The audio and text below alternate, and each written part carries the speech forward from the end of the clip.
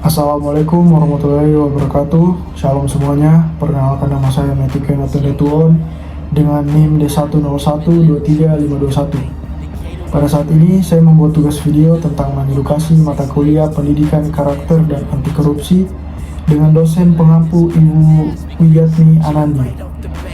Topik yang saya ambil dalam tugas video saya yaitu topik 2 yang berjudul korupsi sebagai kejahatan luar biasa atau extraordinary crime. Adapun pokok pembahasannya terdiri dari 4, yaitu pengertian korupsi, dampak korupsi, mengapa korupsi disebut extraordinary crime, dan terakhir contoh kasusnya. Kita masuk di poin yang pertama. Pengertian korupsi.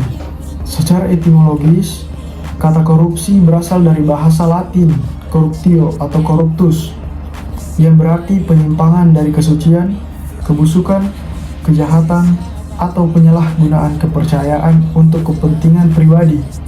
Secara umum, korupsi adalah segala bentuk tindakan penyalahgunaan wewenang, jabatan, atau kepercayaan yang amanahkan kepada seseorang demi memperoleh keuntungan pribadi atau kelompok dengan cara melanggar hukum dan merugikan negara masyarakat.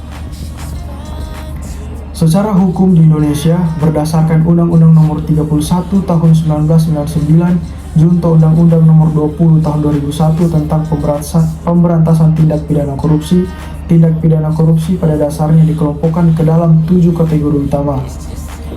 Yang pertama adalah kerugian keuangan negara, kedua suap menyuap, 3 penggelapan dalam jabatan, 4 pemerasan, 5 perbuatan curang, 6 pembuatan benturan kepentingan dalam pengadaan, 7 gratifikasi. Kita masuk ke dalam poin yang kedua, dampak korupsi. Korupsi tidak hanya mengambil uang negara, tetapi juga merusak tatanan kehidupan berbangsa dan bernegara secara masif. Dampaknya terasa multidimensional. Contoh terdapat pada bagian A, dampak ekonomi, menghambat pertumbuhan ekonomi. Anggaran pembangunan yang dikorupsi menyebabkan infrastruktur dan sarana publik menjadi buruk atau terbengkalai. Menurunkan investasi.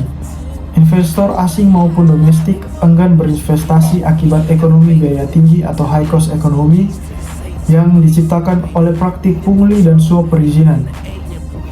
Meningkatkan utang negara. Kegagalan mengoptimalkan pendapatan negara karena kebocoran anggaran seringkali ditutupi dengan menambah utang luar negeri. Bagian B, dampak sosial dan kemiskinan. Memperlebar jurang ketimpangan. Kekayaan terkonsentrasi pada segelintir elit yang korup, sementara masyarakat awam makin sulit memenuhi kebutuhan dasar. Meningkatkan kemiskinan, anggaran bantuan sosial atau bansos, kesehatan dan pendidikan yang disunat membuat masyarakat berpenghasilan rendah kehilangan hak atas layanan publik yang layak. Bagian C, dampak demokrasi dan hukum. Merusak kepercayaan publik, kepercayaan rakyat terhadap lembaga pemerintahan, aparat penegak hukum, dan partai politik tergerus. Menghancurkan rule of law. Hukum menjadi tumpul ke atas dan tajam ke bawah karena penegakan hukum dapat dibeli dengan uang suap. Bagian B, D, dampak lingkungan korupsi perizinan di sektor sumber daya alam seperti tambang, kehutanan, dan perkebunan memicu eksploitasi berlebihan yang berujung pada kerusakan ekologis, banjir, dan bencana alam. Kita masuk di poin yang ketiga, yaitu mengapa korupsi disebut extraordinary crime. Korupsi tidak disetarakan dengan kejahatan konvensional seperti pencurian atau penganiayaan biasa karena memiliki kualifikasi sebagai kejahatan yang luar biasa atau extraordinary crime. Berikut adalah alasan utamanya. Yang pertama, dampak kerusakannya sistematif dan masif. Efek korupsi tidak hanya menimpa 1 atau 2 korban langsung, melainkan melumpuhkan struktur sosial, ekonomi, hingga generasi penerus bangsa. 2. Dilakukan oleh white collar crime, kejahatan kerah putih. Pelaku korupsi umumnya adalah orang-orang terdidik, memiliki jabatan tinggi, kuasa dan kewenangan formal. Mereka memanfaatkan celah hukum dan jejaring kekuasaan. 3. Menggunakan modus canggih dan terorganisir. Modus korupsi kerap melibatkan pencucian uang atau money laundry, skema lintas negara hingga manipulasi sistem keuangan komputasi yang rumit sehingga sulit dideteksi. Keempat, merenggut hak-hak asasi manusia. Korupsi merenggut hak ekonomi, sosial, dan budaya rakyat. Ketika dana pembangunan rumah sakit atau sekolah dikorupsi, hak rakyat atas kesehatan dan pendidikan dasar menjadi terabaikan. 5. Membutuhkan penanganan khusus. Karena pelakunya memiliki kekuasaan, penanganannya tidak cukup hanya dengan prosedur hukum biasa. Diperlukan lembaga khusus seperti KPK, undang-undang pembuktian terbalik, kewenangan penyadapan, dan sanksi berat.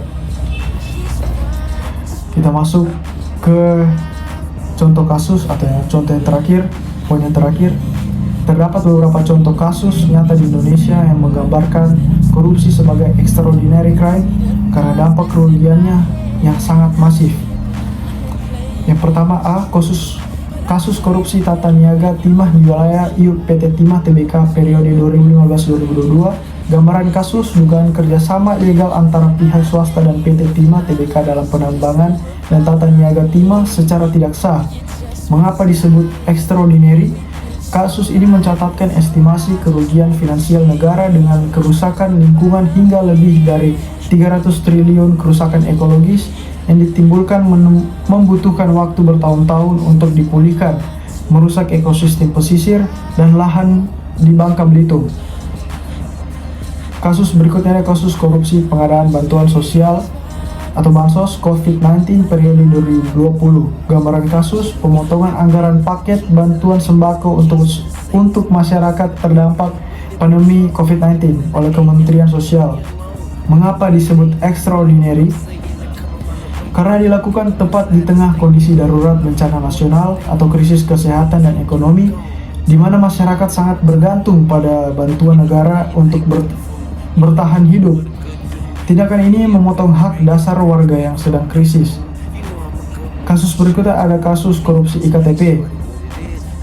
Gambaran kasus penggelembungan dana markup atau dalam proyek pengadaan IKTP nasional yang melibatkan pejabat kementerian, anggota DPR, dan pihak swasta. Mengapa disebut extraordinary? Karena merugikan keuangan negara lebih dari 2,3 triliun, menyebabkan kegagalan dan keterlambatan integrasi data kependudukan nasional bertahun-tahun, serta berdampak pada pelayanan publik dan penyelenggaraan pemilu. Ada pula kesimpulan yang akan saya sampaikan. Korupsi di Indonesia bukan sekedar tindak pidana biasa, melainkan kejahatan luar biasa yang berdampak sistematis, multidimensional, dan merusak hak-hak dasar masyarakat serta masa depan bangsa.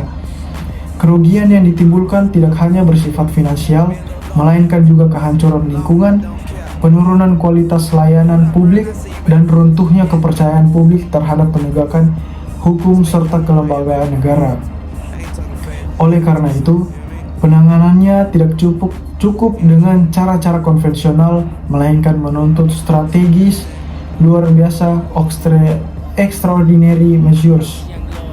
Sebagai penutup, pemberantasan korupsi dan pembenahan tata kelola negara bukanlah tugas satu lembaga atau satu generasi saja, melainkan komitmen panjang kita bersama. Indonesia yang maju, adil, dan sejahtera bukan sekedar cita-cita di atas kertas, melainkan hasil dari keberanian kita hari ini untuk menolak kompromi terhadap kejahatan.